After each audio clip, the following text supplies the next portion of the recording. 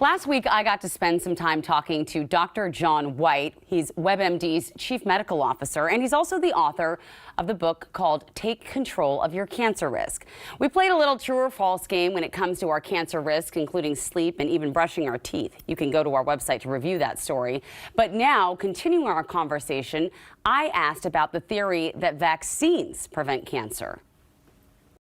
The cancer vaccines actually are things like HPV, human papillomavirus. We used to think it was just for girls. Now we know that it's for boys. It helps prevent cervical cancer, vaginal cancer, penile cancer in men. And then there's the Hep B vaccine, which can help prevent liver cancer in persons that might be at increased risk. So there actually are vaccines that help prevent cancer.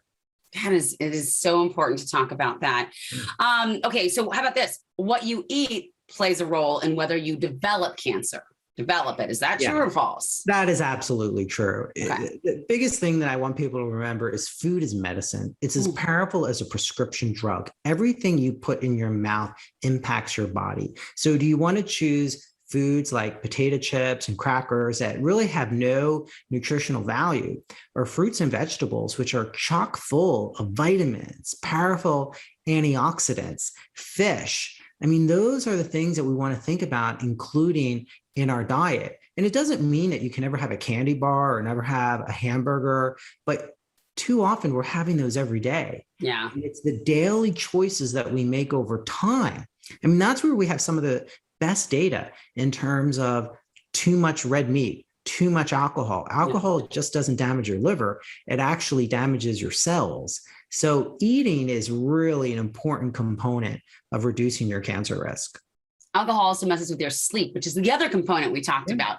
And speaking of circling back to things that we touched on, I mentioned genetic testing. They didn't really find anything. They did find something. They're like, well, this is kind of questionable. It could be, it couldn't be. But a lot of people, they're like, we don't find anything.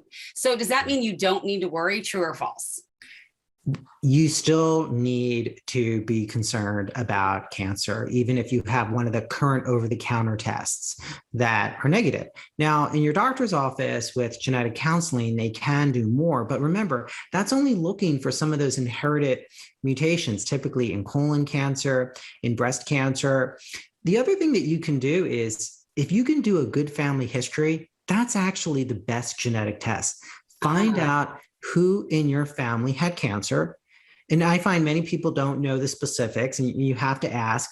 What's particularly concerning is if there's repeat cancers in multiple family members, or maybe you had colon cancer, then you had breast cancer or pancreatic cancer. Cancer at an early age. In general, cancer is a disease as we get older. And it's important to realize that cancer is not something you catch. It's not something that it's your cells basically declining, right? Your cells breaking down, which happens to us all, unfortunately. One thing that also happens to us all, and one thing that we've all felt over the last year, stress. Can that increase our risk of cancer? Absolutely. And it goes to your point about what cancer is. It's abnormal growth, and it's an abnormal growth of cells that aren't working properly. And what we've learned over the last few years is that cancer is in many ways a disease of inflammation. And inflammation is bad. If you think about inflammation in your joints, it hurts, it's painful. And when we have stress, we make mistakes, right? We may not, calculate things exactly right. We may make mistakes at work if we're rushed and we're hurried.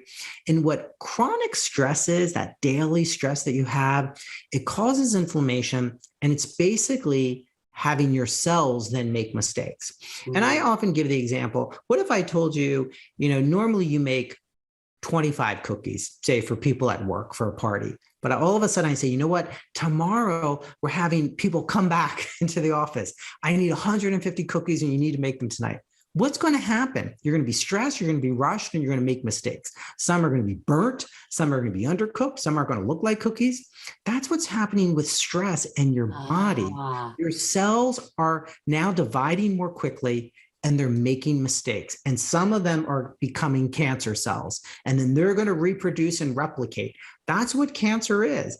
And chronic stress, that thing that you have every day, is going to cause you to be at greater risk for making mistakes in cell division that's going to cause cancer. That's why stress is so important to address, especially when we've all been stressed for the past 18 months.